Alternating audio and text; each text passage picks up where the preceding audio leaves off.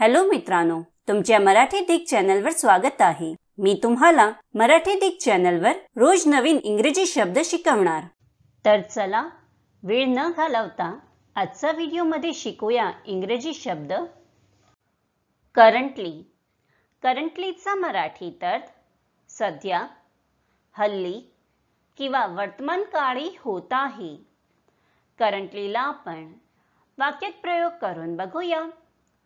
पहिले वाक्य आहे The hotel is currently under construction. दुसरा वाक्य आहे He is currently working in Canada.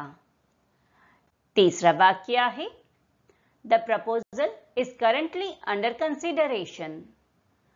चौथा वाक्य आहे We are currently studying all the options available.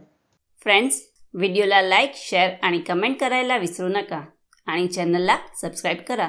Thank you.